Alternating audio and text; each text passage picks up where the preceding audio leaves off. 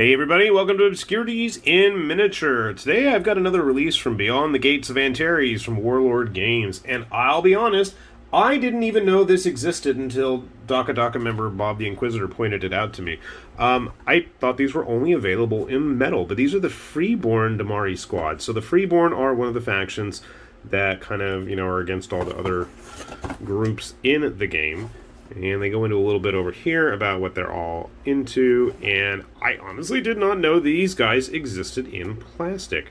So what you get if you are curious about picking one of these up, you do get 2 frames, which is enough to make a squad, and each squad has a leader and 7 guys and a drone to go with them, and you do have some choice with the weaponry as well. Let's grab one of those sprues and take a closer look. So, my only kind of big gripe is the fact that you don't get as many guys as I would like to see jammed into a box. And I mean, that's just me being picky. I always think the more the better. And a lot of these molds, I'm sorry, but it's, pennies to the dollar. Once the mold is cut and they're in plastic, why not just go hog wild and give us tons and tons? But that's just me, and I want tons and tons, so whatever. Anyway, the models themselves are about 3 pieces for the body, and then you have the guns basically just plug into the hands. So you have 8 different pairs of legs, at least they look all different. It does seem to be a mix of male and female, or I could just be hallucinating and some legs are skinnier than others. Either way is fine, but I'm pretty sure those are female torsos as well. That would make sense. But basically, you just need to glue the halves of the body together, pick a head option, and then all the guns actually have the hands molded to them. Now, I know for some of you guys, that might be a big thumbs down if you want to go mod and customize everything yourself. But if you're going to that point anyway, I don't think snipping off the hands and fingers is going to make that big of an issue. So yeah, it looks like the only person who really has a choice is the leader, who does have some pistol options, but then obviously you do have a choice of either these mag guns or the plasma carbons, or maybe you only have enough for both. I don't know. I'll have to take a look. So let me get a squad put together and we'll see how they stack up. We'll grab some other plastic space dudes and see how they all look together. Okay, we got a couple of our Freeborn all put together here. First thing I gotta say, I liked most of the poses. What I did not like is this weird running forward, skip hopping pose. And I'm still not 100% sure if those were actually male or female torsos that I had. Maybe they're just armored. I like the weird half hoods these guys have, so I think I used almost entirely those heads for these. And that made me start to think, because realistically, I don't have anybody nearby that's willing to even try Antares, and with the pandemic going on, that probably doesn't help. And I don't know what I did with that pose. Just a hop, skip, and a jump away. I do like the little data slate for the sergeant type model. We've got our little drone here, put around with them. I felt like the weapon options were a bit limited, but that's nothing that I can't try to goof around with on my end. I want to try. I'm going to have to see if I have any of the Concord arms left over from the starter set, which is where he came from. And just curious, just for my own fun conversion purposes, see if they can use those arms together. If you're curious how tall these guys are, let me grab a couple models. Well, obviously we have the Concord Trooper right there. Get out of the way. No, that's just the Concord guy now. Alright, I do have a painted Boromite that I did long time ago. Get him kind of mixed in. So you can see these size-wise, they fit in obviously pretty well.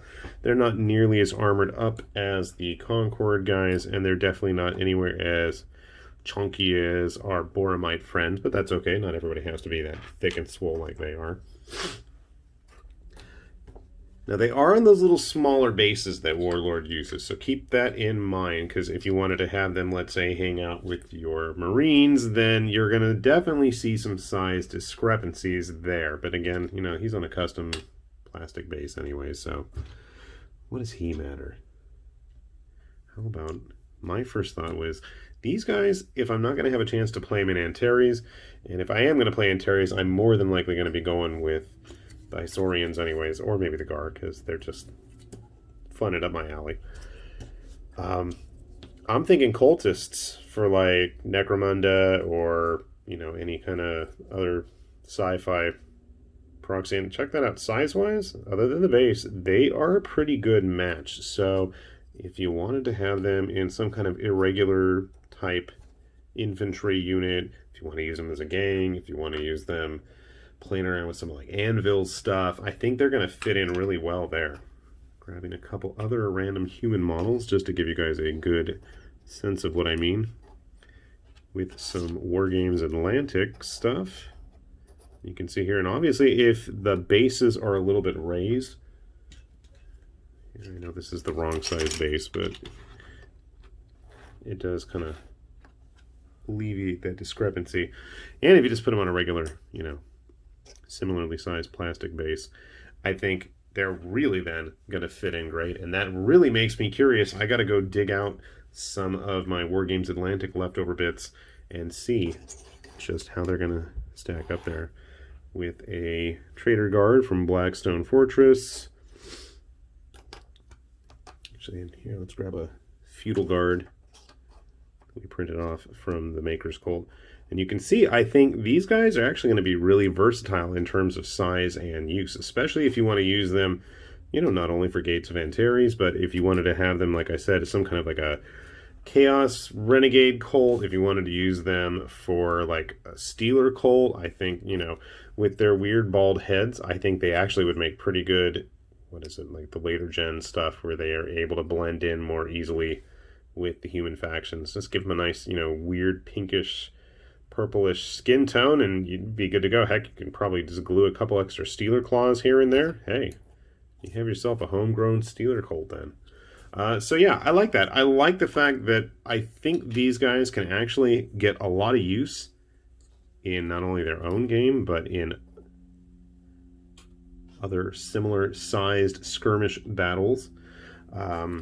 I think the only real hindrance is the lack of options. There's not much in the way of the special weapons. It's like that guy. Well, actually, he has the other one, I guess, too. So that's about it. There's not a whole lot in terms of those extra weapons. I think if you want all the extra fancy, flashy gear, you got to go with medals. So I know some people out there are not big fans of the medals, and I understand that too, because why have medals when you have plastics you can chop up and mutate and do all sorts of horrible things to, right? Right, that's the best part.